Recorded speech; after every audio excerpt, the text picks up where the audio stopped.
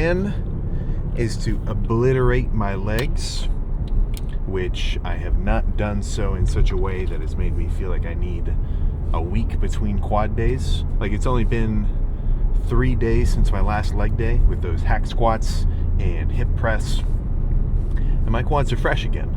So I am not at the level of thank you. I'm not at the level of quad obliteration that I can do a week's worth of damage just yet. I've got to kind of keep building up my strength. But that means I can hit a full leg day today, which I'm very excited for. So hamstrings first, quads second, for 2 reasons. I think doing hamstrings before quads in terms of, a pressing quad day is good because pressing feels good with warm hamstrings. And with pumped hamstrings, things just freaking click. Squats click. They're already warm, so you get on a leg press, your hamstrings aren't already tight. It's just nice. But also a little bit more of a kind of just, mentality approach is why I like hamstrings first, because relatively to each other, I think it's easier to hit hamstrings. Hamstrings is a little bit more squeezing work, not so much like full body inclusive destruction as like with a squat. Even, a leg press is pretty isolated, but still, it's, you're gonna be way more winded after a set of leg press than a set of hamstrings.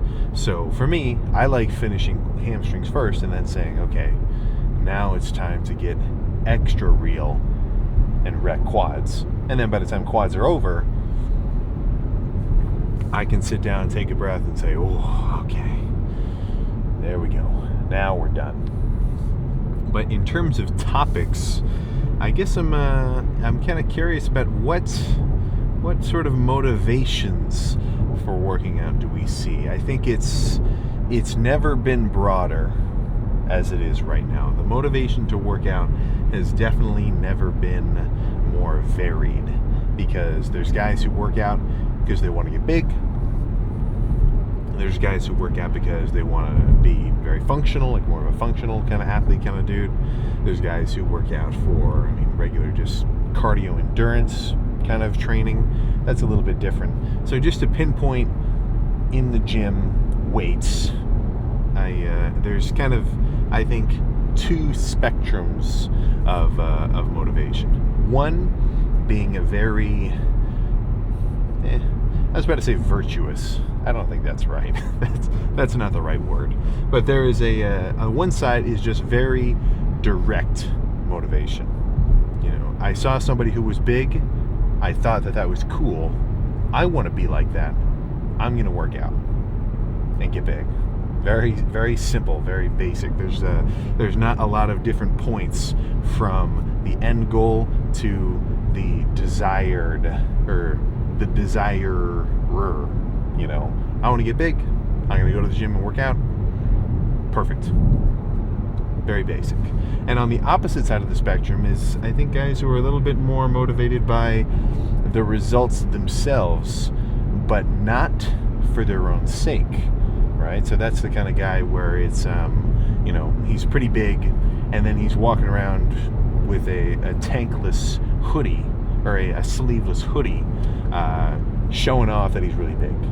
The point isn't necessarily that he likes it on his own. It's more so he likes that people think that he's big, or he likes that, he likes to think that they think that he's big, and he thinks that by showing off and, trying to put himself out there like that, that is what is being conveyed. That is probably the most bro kind of description I could think of. And then there's kind of a separate subsection of working out where it's, I want to work out just so I can look good, not necessarily even for the purpose of really training for like long-term progress goals, but just like, the frat dude whose goal is to just stay a lean 170 so that he's, stays in shape, even though, the rest of his routine is a bit more kind of party style, which, I guess you could argue that balances out a little bit.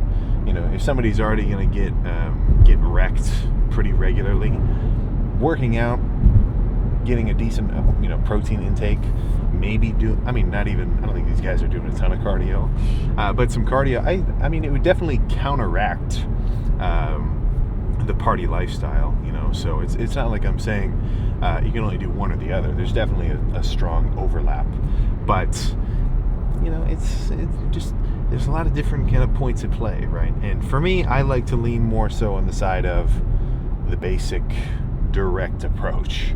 If I see somebody with really big legs, or I see a Tom Platz video, or I see a Dorian Yates training, Machiavelli motivation, whatever kind of compilation hype edit, I see somebody just going, fucking crazy, that gets me excited. And it's not so much for the end goal of looking like that.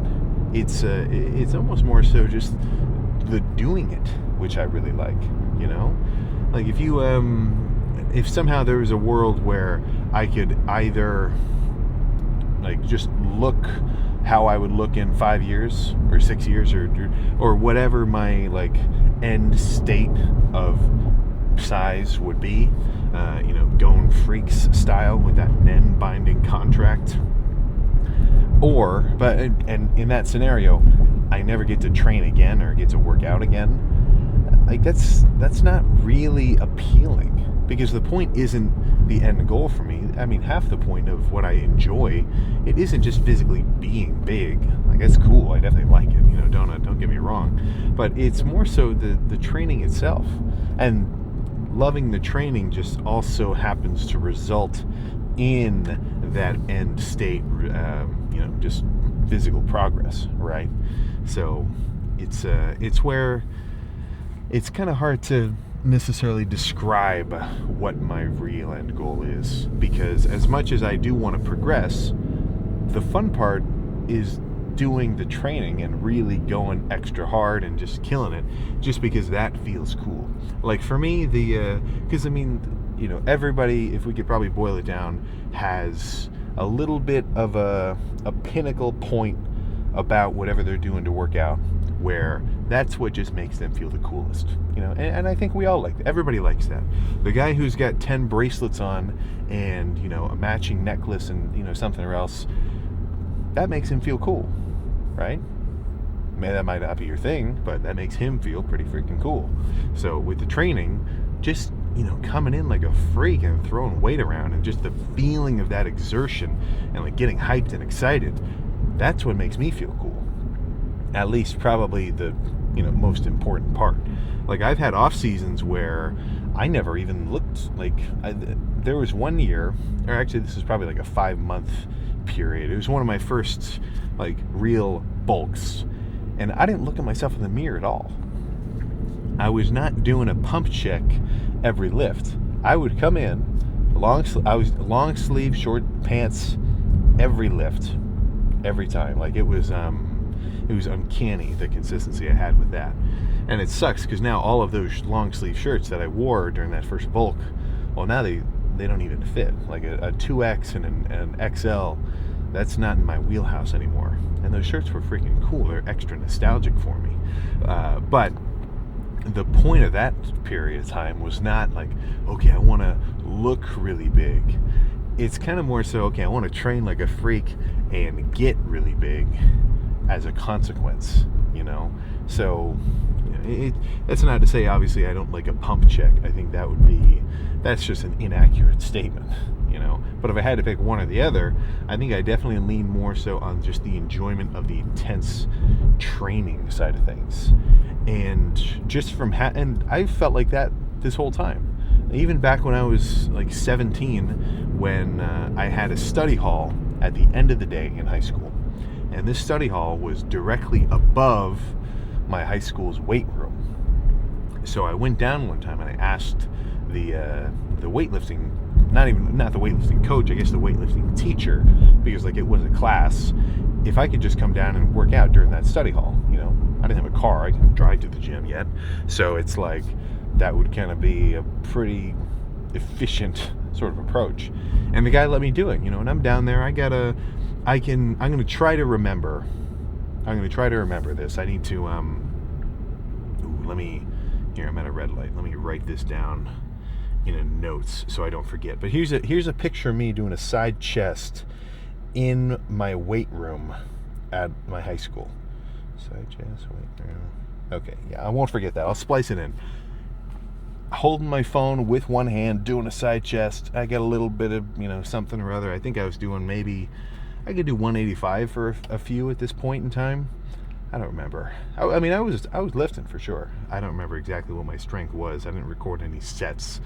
But even back then, first year of working out, I don't think if you could somehow analyze my brain's enjoyment during those workouts versus the workouts that I do now, basically 7 years later, 2,500 lifts later, with all the progress and skill and experience I've gained, my just baseline enjoyment of finishing a good workout, if it's changed, it hasn't changed for the worse. If anything, maybe I enjoy it more now going forward. But I was a freaking happy camper back at 160 and 170. And I don't look back at myself at that smaller weight thinking, man, I was so small back then. Every time I look at a freaking picture from, back when I was 170 or 180 or, whatever, all I'm remembering is the feeling that I had then looking at myself and, relative to where I am now, it's like night and day. But if I look at a picture of myself doing a back double bicep and I could see a little bit of a Christmas tree, I still remember taking the picture and thinking, oh, holy shit, I got a Christmas tree coming in. Yeah, fuck yeah. Or the first time I saw a bicep vein. Not like the regular big one. I'm saying kind of a small crisscross vein. I'm sure I have it somewhere, but the picture of that, I still remember the feeling of yeah, nice. So I guess that's kind of that's another angle. Just not even the training itself, but also just making progress. Just getting better objectively, at least in a just point A to point B situation. Some people would look at a guy who's 250 versus a guy who's 200. They're not going to say one guy's better than the other, because that's not the point either. But just from knowing, okay, I'm a little bigger, I'm a little leaner, I'm a little stronger, that gets me going.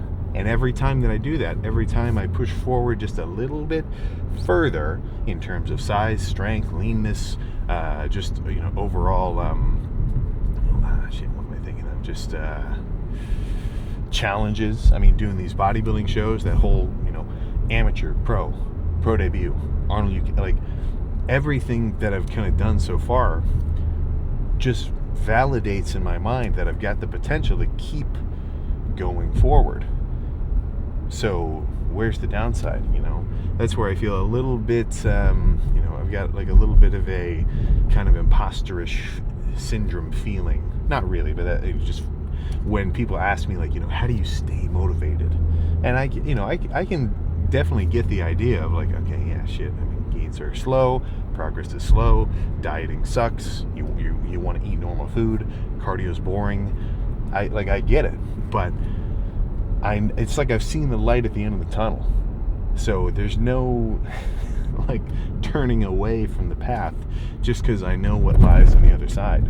So that's why I always say this: the beginning is going to be the hardest part, right? At this point, I know what it takes to do an off season. I know what it takes to bulk, diet down, get stronger, put on size.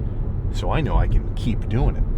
In the beginning, you kind of have to have a little bit of a not delusion, but just this kind of not even really just belief in yourself that you're going to make that shit happen. And not a belief in the sense of just a generalized hope. I mean a belief if I knock over a glass of milk, I don't believe it's going to make a mess. I know it. I know it for a fact. If I knock the shit off the table, the glass is going to break and there's going to be milk all over the place and I'm going to have to clean that up.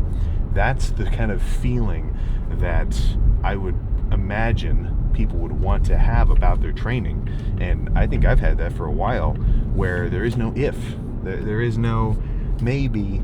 There is no am I going to get a little bigger this time? I don't know. It's if you can kind of see it in your mind as this fact and then take the necessary steps going forward to enact it, then progress is simply a matter of time.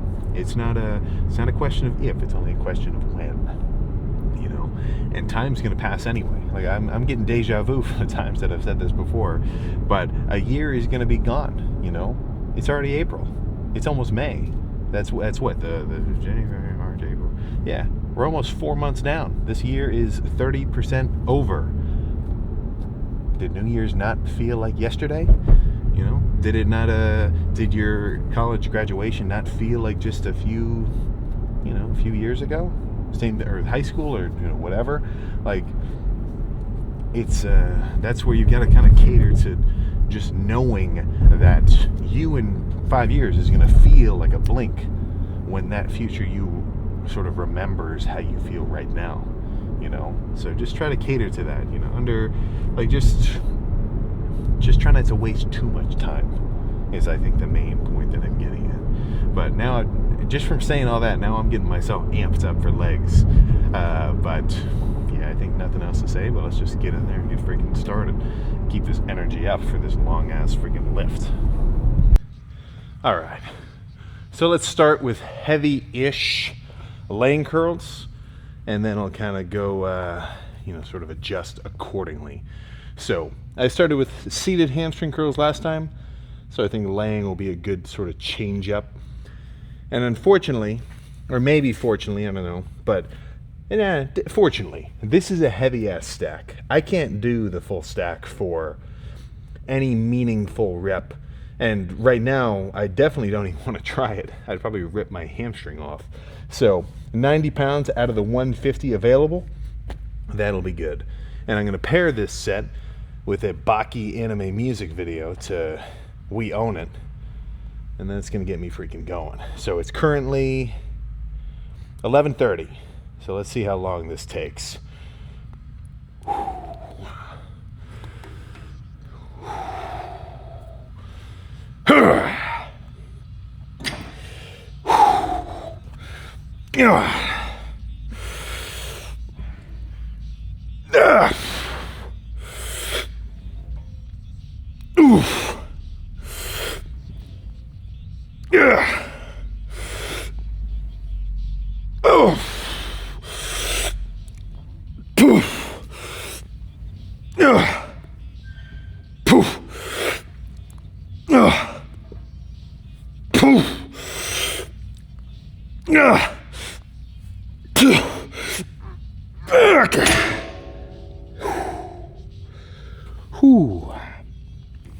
One more at the same weight.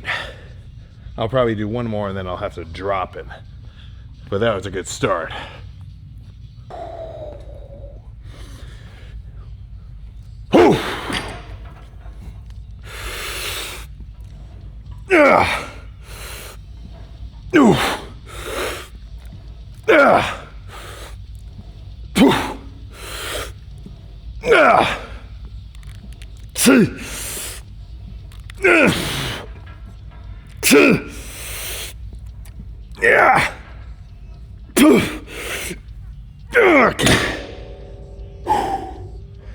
Okay.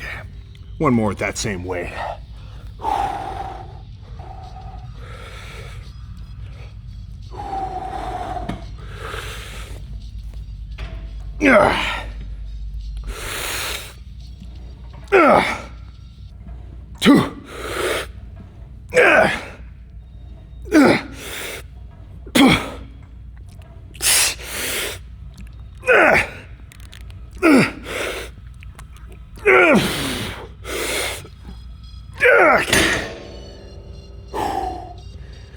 Okay.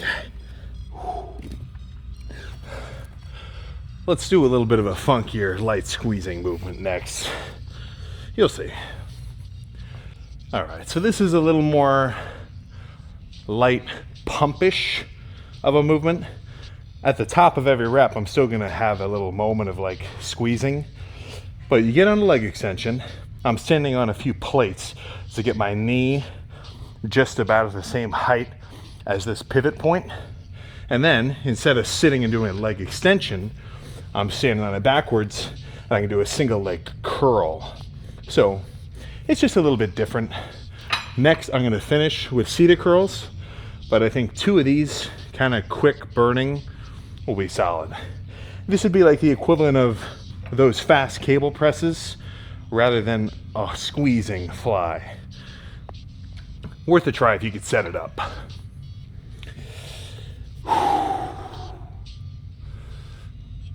All right.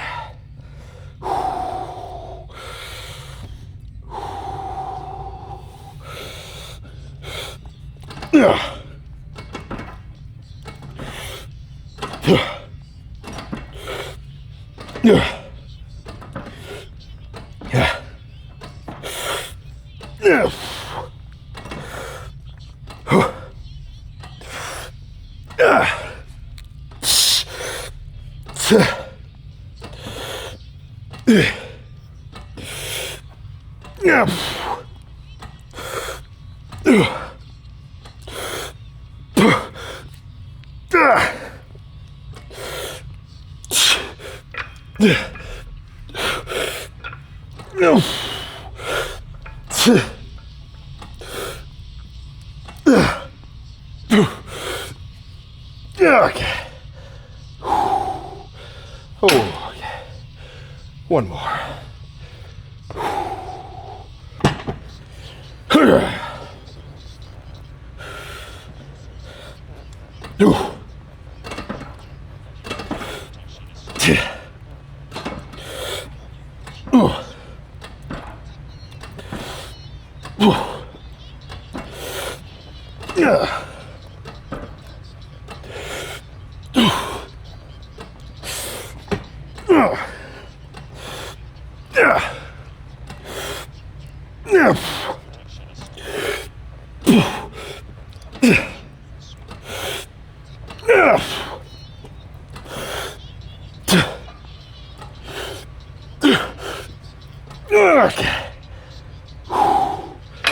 Oh. Let's do a seated curl now. I can only do one more, I think. So I'm gonna make sure that this is a good finisher. And one thing that you'll notice, you should normally have a pretty consistent setup on all these machines. But when my hamstrings are fully pumped, I really have to wrench the pad down just because my legs are physically thicker. But this will be a good finisher. Okay.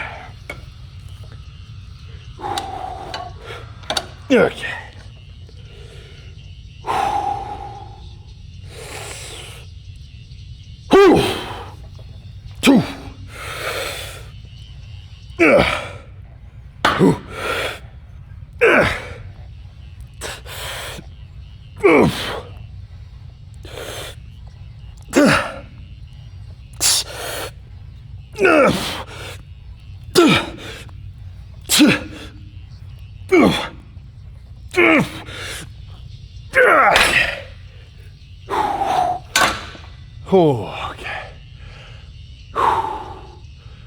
Oh, shit. All right.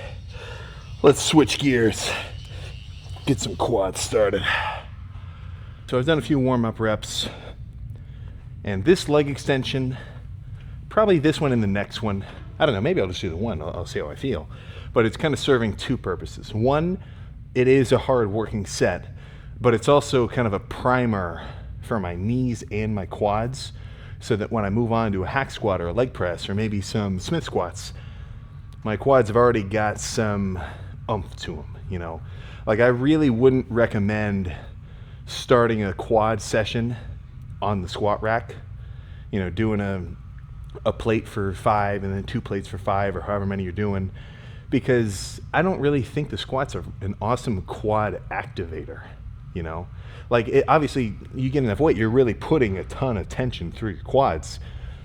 But, you know, if I'm going to do incline barbell, I'm not going to start on incline barbell. I'm going to warm up and get myself kind of primed on the cables with squeezing stuff. So, not to say that you can't start squatting just by squatting, but I want to start with the leg extensions, makes my knees feel better, and then by the time I'm, you know, ready for a hack or something, I'm warm, so I can load up as much weight as, you know, I need to expose myself to. I'll start with 2 plates and do a rep or 2 or 3, and then 4, and then 5. And then I can jump straight into that working set after, you know, getting used to the weight. But let's get real here.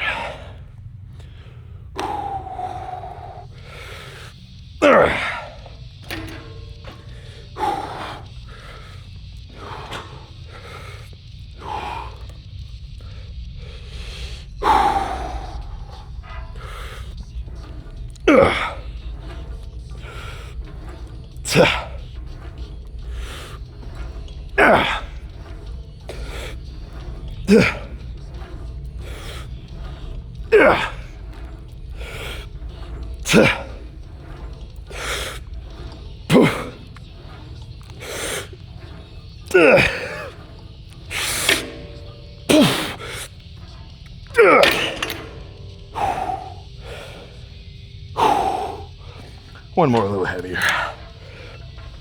Oh, shit.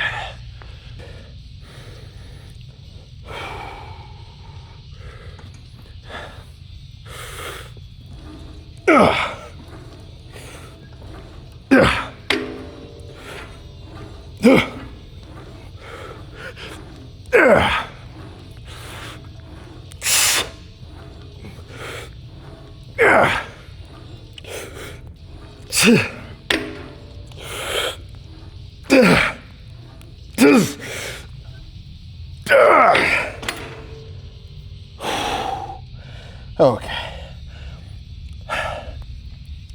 Let's press something.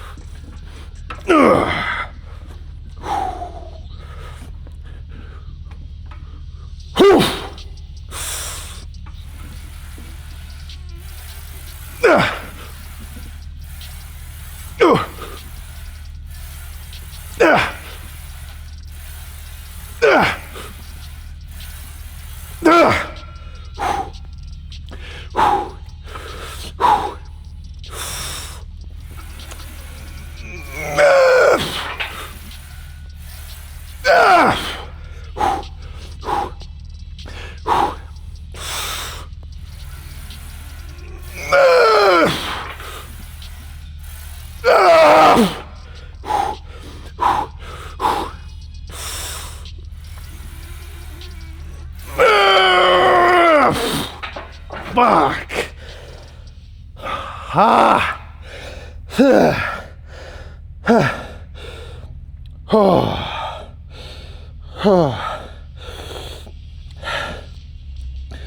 Oh my God.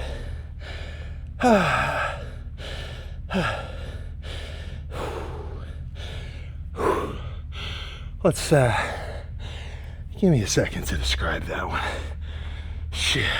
So let me sneak in the frame a little bit, but my head's gonna be out of it. That was 4 plates, 4 freaking big ones, and I had to lay down afterward. I mean, I guess I didn't have to, but I popped a squat on the floor, head over, or hands just sprawled, big breaths. It's probably been about 5 minutes since that set, but 4 plates for 10 instead of 3 plates for 10. And I was a little bit nervous about trying to go all the way to failure and go for one more because the safety was a little bit too low. But if it was any higher, I would run into the safety. So I think next leg day I'm going to try to implement some barbell squats. But now that that's over, let's move on to a more controlled movement that doesn't require so much lower back involvement. So 1, 2, 3, 4, 5, 6, 7, 8 plates here. And this is about right. So it looks like I'm currently running on about 66% full strength. So full strength, I can do 6 plates for 10 on the Smith. Full strength, 12 plates on this machine is working weight. So the fact that I'm doing 8 and then I just did 4 over there, is, yeah, pretty consistent. So I'm not I might hold these sets just a little bit shy of failure, or just get to the point where I'm about to fail, but then I can help myself by pushing the weight up with my hands. And this is just kind of a feasibility issue, because if I hit failure and I still want to do 2 more sets, well, then I'm going to have to unrack a bunch of the weight, press it up, re-rack it. It'd just be inefficient. So with these next however many, and I'm just going to camp out here. Hip press is the quad presser of today.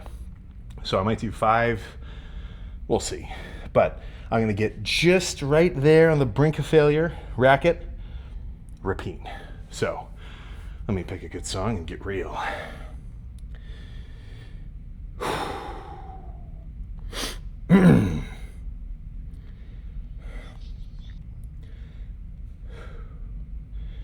Give me a second. I'm going all the way to SoundCloud for this one.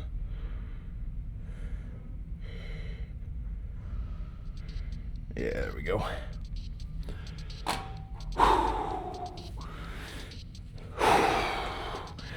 Come on!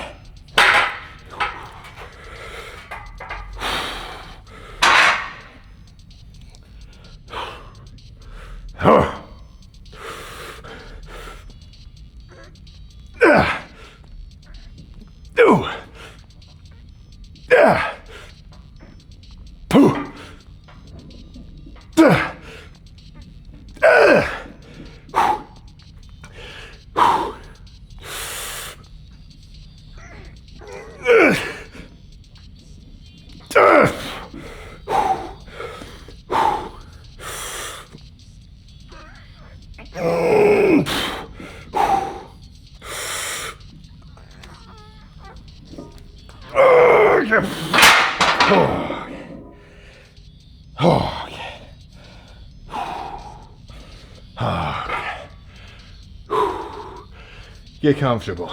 We're gonna be here for a while. Shit.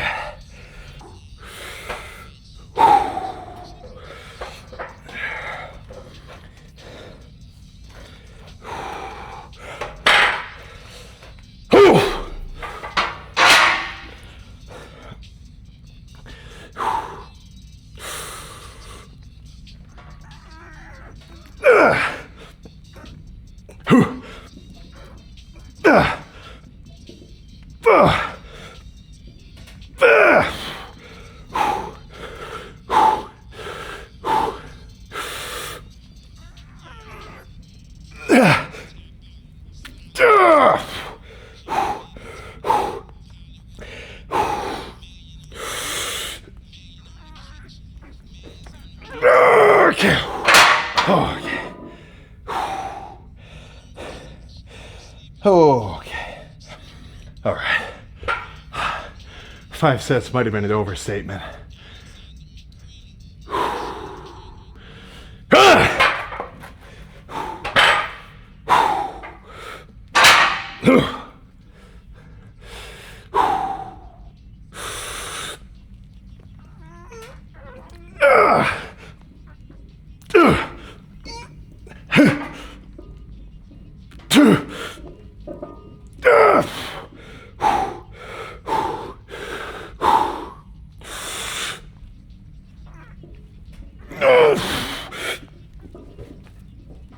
Okay.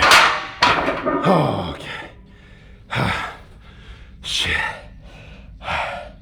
Alright, I think that's all I got for pressing. Oh. Let's do a leg extension 60 squat finisher, and then we can see how we're looking. Oh. Oh my gosh.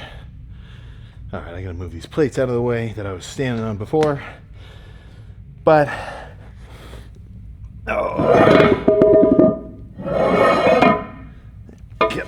there we go. Oh man. Dude, I'm fucking dying. In a good way. Because I gotta get used to more intense quad training. You know, it's all fun and games doing a really steep diet. Oh, yip-de-doo. leg extensions and sissy squats. Nah, this is the real stuff. The last 6 months, all of the quad and hamstring sessions, I mean, really all of the workouts were only for the purpose of muscle maintenance, not muscle growth, you know. And obviously just maintaining a good build isn't like nothing, but to grow, to train to grow, that's going to take a little bit more, let's just say some more gas than just training to maintain, you know. And honestly, training to maintain, I think that's almost a little bit of a, or potentially a bit of a cope, rather than saying, yeah, I'm plateaued. It's more fun to say, oh, I'm just maintaining right now, right? So obviously, if you really are maintaining, good, solid, you know. But if you want to grow, you're at least aiming to main gain, you know, and like you're not going to really bulk, but you want to gain weight and size and muscle and strength, but you're not seeing the scale teeter, you're not seeing your sets go up in intensity. As much as I'm going to say you got to eat more, which is a pretty typical, maybe not fix, but you know, it's like I'm an HVAC guy or like an IT technician. The amount of food you're eating is the equivalent of, did you try restarting your system? That's usually it. But your training intensity is also going to be a key factor. So if you've been slacking, you got to up it.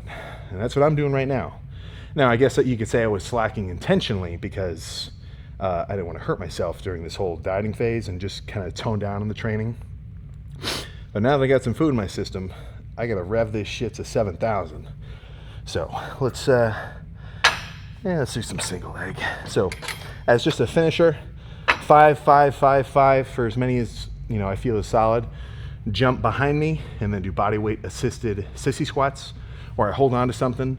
And as I get closer to failure, I can kind of pull my body up. Then we can find some lighting. So give me a second to pick a song and make this shit happen.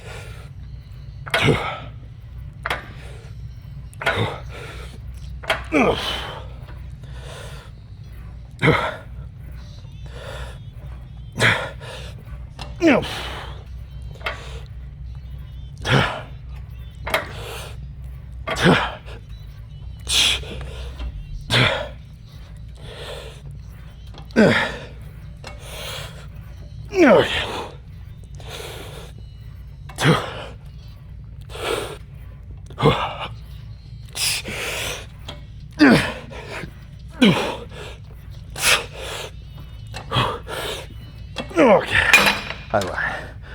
Let's do some double legs in between.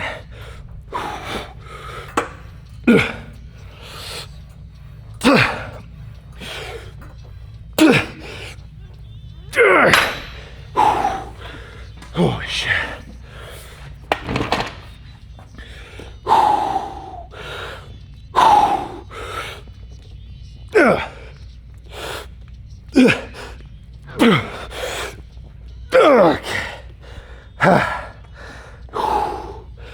Oh shit. That's all.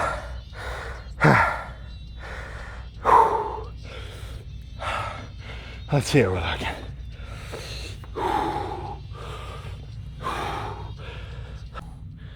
All right.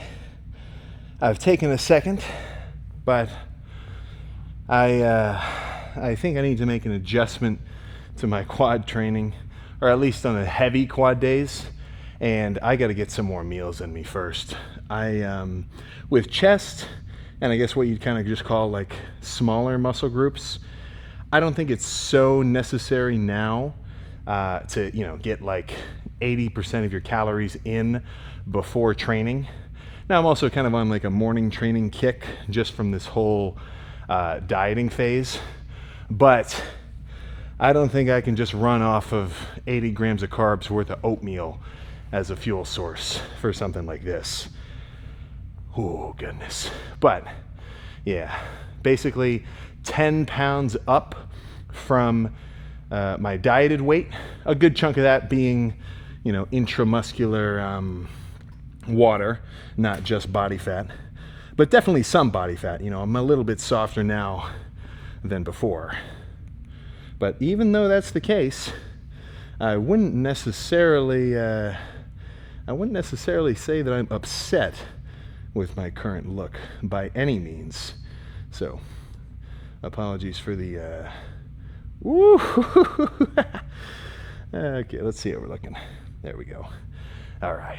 Yeah, I would not say that I feel I've undone the diet too bad so far. Obviously a little, but yeah, still some really good quad separation. Plus, that's a nasty amount of veins. And I'm not even doing a breath hold. Let me really jump these guys out of here.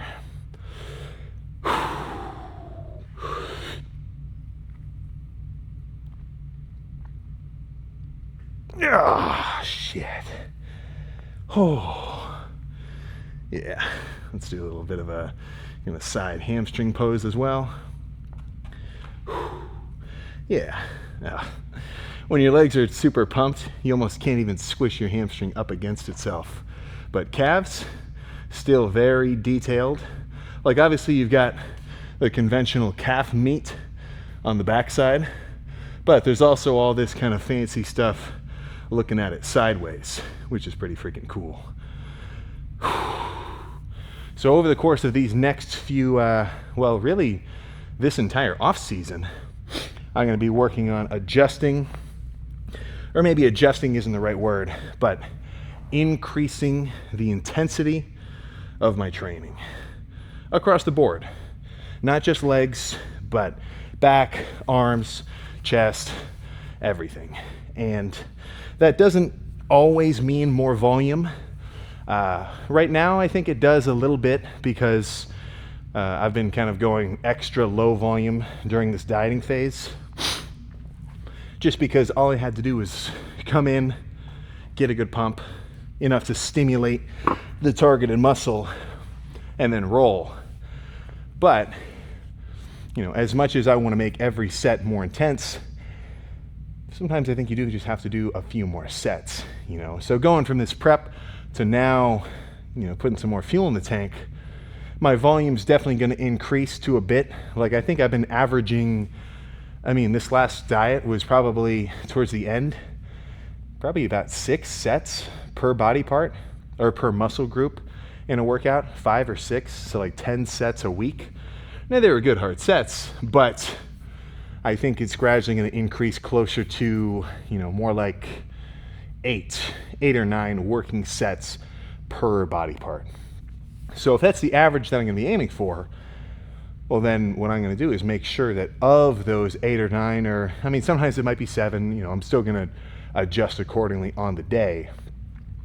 But if that's the average-ish volume I'm aiming for, then my goal is simply to make every set count and bring it as hard as I can, so that by the time I get to that end zone set range, that 7 or 8 or so, I actually not only have done enough to have had a good workout, come home and have something to recover from, but also just from doing, I was doing the math. I started working out around October, August of 2018. So I looked it up. How many days has it been since August 2018? Or I forget which month I said, but it's been 2,700 days-ish. Now, I do not take a rest day every 10 days, but let's just for math's sake, let's say I took 1 in 10 days off, which I definitely didn't, but that would mean 2,500 workouts. And over the course of all those workouts, I've gradually progressed from there to where I am now. So what that tells me is, okay, I've got a basic gist of what I'm doing. So I have this whole, however many years of data in my brain to kind of look back at and say, all right, what is a good workout? So today, after those laying curls, seated curls, And then those, or laying curls, standing curls, seated curls, I can say with a pretty good degree of certainty after that set of seated curls, based on, for one, knowing how much volume I've done historically, knowing how I feel on the day, and then just the feeling of that last set and how pumped and just like fatigued and tight my hamstrings were, then I can check off all the boxes required in my head to say, I've done enough for hamstrings, I'm satisfied with that, let's move on, right? So that's kind of my present mentality on a lift by lift basis going forward. And then I've got a past mentality of thinking, okay, how have I been doing over these last few weeks or months, or how was my sleep last night, like even on a really short scale. So using that to plan, right, my future, which not far in the future, I'm just saying even tomorrow, of okay, I've got chest tomorrow. How do I feel right now? Did I rest well? Did I eat well? How do I feel warming up? And then I can use that to say, ooh, my shoulder's a little tender. Maybe I shouldn't try to bench the 150s today, or just pick a cable or something along those lines, So I guess I'm just trying to give a little explanation of my my headspace behind that training. But yeah, with today, I think and not long from now, I'll be able to camp out on the on that hip press for 6 legit hard working sets. But I've kind of got to rebuild my muscular endurance, plus probably a bit of my mental endurance, and not mental in the sense of like my mentality, but like physically my neural output, just because I haven't been used to pushing that much weight before. So even this quad day compared to last quad day, I think a big jump in intensity, especially with hamstrings too. Like that set, those laying curls were pretty heavy. Didn't feel like I was going to hurt anything, didn't feel like I was going to pull anything. It felt like I could really put everything into my hamstrings, rep by rep by rep. And that's the state that I want to be in. Like that's why I like being bulked up and full and strong so much, because there is no innate excuse in a day by day basis of these workouts to say to myself, ooh, I got to hold back a little bit, because that's no fun. I never want to come in and, especially during this prep, it's just the nature of it. But when I'm in an off season, if I'm trying to be strong or if I'm in a bulk, I'm in a gaining phase and I'm trying to kill it in these workouts, I don't want to have to tell myself, I got to back off a little bit. Like if you've ever really hurt yourself, even if it was a non-lifting related injury, like if you cut your hand open working as a paint crew guy, if you know what I'm talking about, or if you freaking, I don't know, whatever, a million things. And you're just walking around and maybe your arm's in a sling or something, or you've got you got a bum shoulder because you did something or whatever. Like walking around like that day by day, having to open a door with a specific hand because that like this side hurts. Like I've had that before when I pulled my chest on, I've pulled both of them pretty hard. Not debilitating now, like they're pretty much back to normal.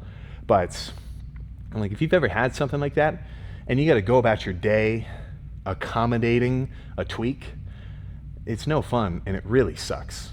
So I kind of feel the same way in the gym with how much am I able to exert myself, because I want to reach a state, right now I'm trying to work my way up to full speed where I'm in a position to say the only thing that could stop me from doing a really hard set or from finishing one more rep or from whatever isn't that I have a physical detriment that I have to work around of, all right, I'm not used to that much weight, I gotta hold back a little bit, I feel my knee a little. Like I want the only thing that could stop me from doing one more rep is the fact that I physically can't muster the strength anymore to move the weight. And that's how I like it. And when I'm like that, when I'm in that sort of state of being, that's when I'm progressing the hardest, moving the most weight, but not for the sake of moving it, but for the sake of, inducing muscular tension and workload and damage. I know people say muscle damage is like a bro science term. I think it's a good analogy to describe a workout. So I can get in the car, sit down, and say, holy shit, that was the craziest chest day I've had in months. Or that was the wildest set of squats I've ever done. Or I thought my skin was literally gonna rip during that arm pump because my arms were so swollen. Those are the kind of like sort of mental phrases where when I think that, and I'm not just, and like now I'm saying it as an example, but when I'm in the moment of like, almost, I mean, like sometimes disbelief. Like if you go back a few months to, I think it was July, August-ish of last year, I had this one workout where I did like 6 plates for 8 on squats. Now, it was a good workout. I could have done 4 plates. You know, that's just where I freaking like it, right? If I'm strong enough, I can tell I've got enough strength in my knees and everything, and I'm not going to hurt myself, and it's for a legit working rep range, I say do a heavy ass set, right? If you hurt yourself, you're a fool, but, you know, kind of ride the line. And as soon as I racked it, really I should have gone for one more rep, but even just doing those 8 and racking it was like, whoa, what the frick was that? You know, just to save you from an F-bomb there. And that's an awesome feeling, you know. So I'm a bit, I love looking lean. Looking lean's cool. It's just fun. You look like a freaking beast.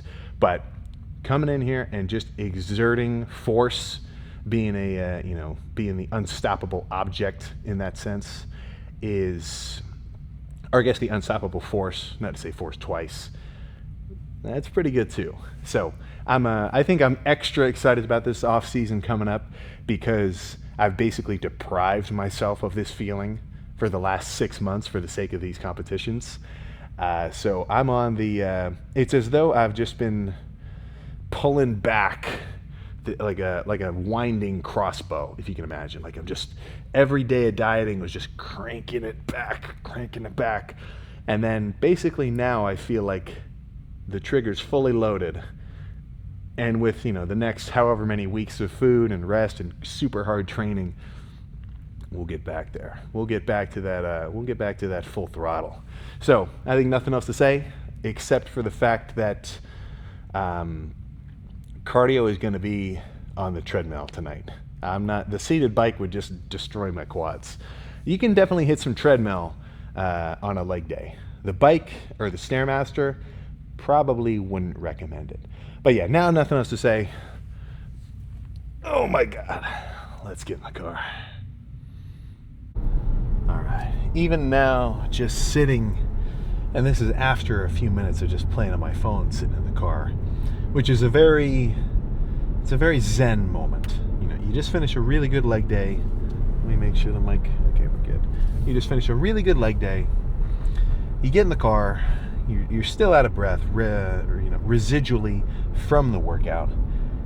You start scrolling a couple TikToks, you scroll the gram, you watch 10 seconds of a YouTube video, and then you go back to TikTok. You just kind of have a little, nice, I did it, you know. And with legs, that's probably 60% of the fun is after. You know, it's after you've done it, and you can say, "Holy crap, I did it! Nice."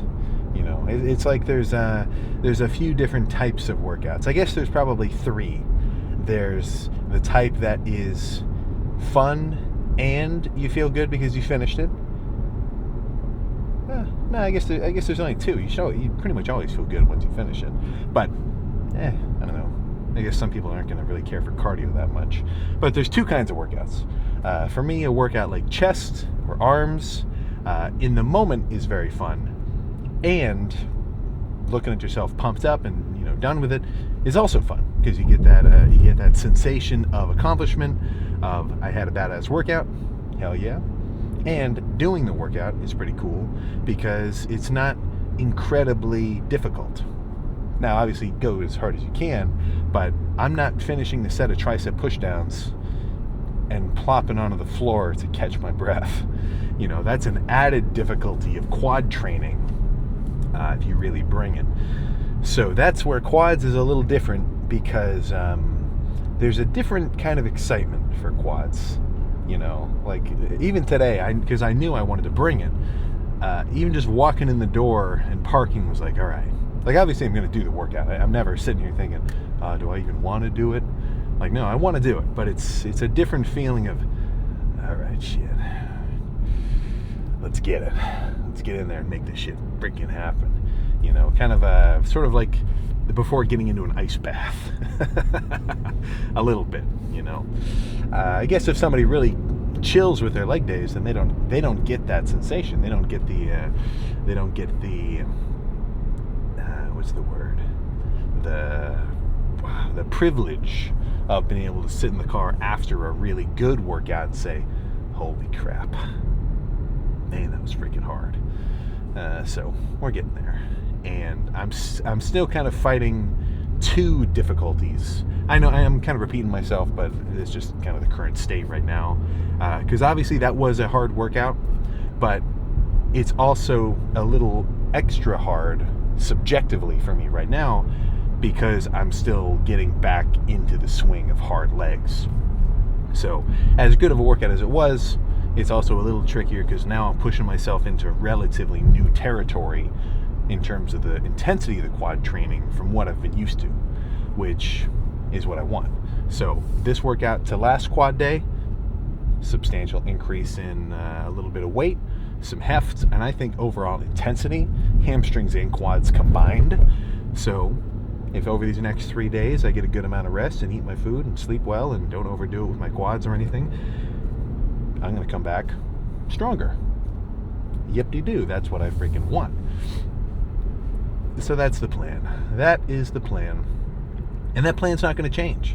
So some might look at that and think it's a little bit repetitive or just kind of mundane in a way, because that's a lot of what working out is. It's doing the same thing every day on repeat, almost, And when you think of that, I mean, there's people who do the same thing every day and they don't move forward at all. They're just kind of stuck in this stagnant sort of state.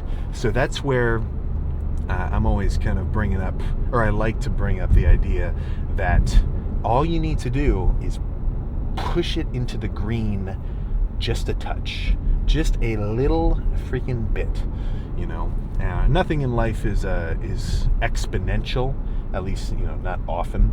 But if every day you come in and you try to push yourself 1% harder, or just a little bit harder than yesterday, or even if you came in and, maybe you didn't push yourself that much harder than yesterday, but you pushed just as hard as yesterday. And then every couple of days, you raise the bar a little bit more, just a little teensy, itsy bitsy little bit, right? I'm not going to pull out my calculator, but that's like raising your current state to the power of, 1.01, right? That would be a 1% increase. And after one day, it doesn't really do anything. There's guys where, shit, I can definitely see the difficulty of thinking, okay, I really want to get into working out. If somebody came in and brought their friend to the gym and said, all right, man, first workout, I'm going to have you do a leg day. And then they make the guy do like way more than he is used to. Really, I guess anything is more than he's used to. And kind of gives him that as like his first introduction. That's kind of like being freaking forged in the fire. So I can understand the lack of appeal, because working out in general, it's hard, you're sweaty, it hurts. I'm not going to disagree with those statements. When people who aren't into the gym or are kind of like a gym bro hater, that's usually what they say. They're like, why would I want to be sweaty? Why would I want to lift weights up and down and then put them back and do it again? Like that's the argument, because they're trying to belittle the gym and like make it seem like it's a waste of time. But what's funny is their main critiques of that are actually the biggest points that I like about it, So it's an acquired taste almost. It's really not it's not unlike that taking the red pill versus the blue pill kind of situation, right? Because once you get into it, now that's what you're excited for every day. It's picking up those weights and then putting them back down again, and then getting just freaking drenched in sweat. So let me kind of spin back around to what my main point was. But I can definitely understand the difficulty of that, kind of introduction, right? So as a beginner, if you can kind of fight through that, it will take weeks. You can definitely see substantial changes in your build, in probably in 4 weeks, you can be a person with different stats, be it strength, a little bit of size. Honestly, like if you took a complete newbie in the gym and actually had him do a legit 4 weeks of maybe push-pull legs, and then the guy might actually need a few rest days before he comes back, just because this is all totally new to him. But if you have him do that legit push-pull legs, a few days of rest, push-pull legs again, give him a proper amount of protein on it, I think a guy could probably gain 3 pounds. Some of that might just be intramuscular carbs and water, but the sarcoplasmic effect of just starting to work out, that's legit. And if you're a softer person, in the sense of just to put it bluntly, if you've got a lot of body fat, well, you might not see those changes initially because you've got a different goal in mind, which is a little more diet related, fat burning cardio, if you want to really peel off 10s or 50 pounds of body fat. But if you're somebody who's heavier set and then you still get into the gym fresh, you're going to feel stronger. You'll be able to lift way more weight by week 4 than you could on that week 1. So the way I look at it is that is such a key, just indicator of progress that's so unarguable and indisputable that it makes me think, as soon as you see that progress, would it not make you excited for more? Would it not make you think, oh shit, if I'm already this much stronger after 4 weeks, how much stronger can I be after 8 weeks? How much bigger could I be after 6 months? How much, XYZ can you be? Boom, boom, boom, boom, boom. And then before you know it, you're lifting for 8 years and you're sitting in the car talking to yourself about the leg day you just had, and you're getting excited about the next one, So it's, you never know what can freaking happen. So if you know somebody who's a little bit, they're teetering, they're thinking about the gym, they're not really sure about it, you can be the guy. You can be that introductory force to get that dude in the gym with you, So it's I think we're almost past the point of the gym being like a very intimidating space. That was early 2000s. That was where guys would yell at kids for wearing a stringer if they haven't been working out for that long. That was we're pretty much past that point now. But the gym definitely still does have a meathead stigma, which I think just over time is kind of going to fizzle out. And then the more people into the gym, the better. More equipment. I forget. I have a basic loop of phrases that I'd say. Oh yeah, more equipment, more members, better equipment, more gyms, just cooler stuff in general. It's like the gym's going from an indie game like it was back in the 80s to now being super mainstream with however many users. So it just gets a lot more support, if you feel me.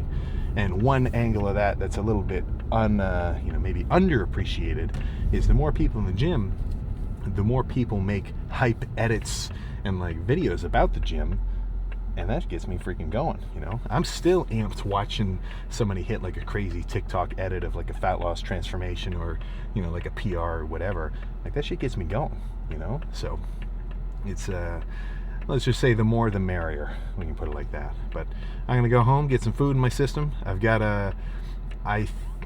changed my approach, so I'm always talking about those Costco turkey breasts, super quick protein, prepped in the sense it's just cooked. All you got to do is take off the vacuum seal, put it in a Ziploc, and you're good.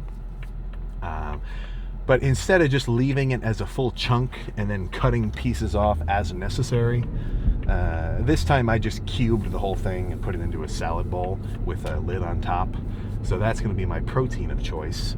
And then I'll dip that into something. I don't know what exactly, but I will freaking figure it out. And I'll probably pair that with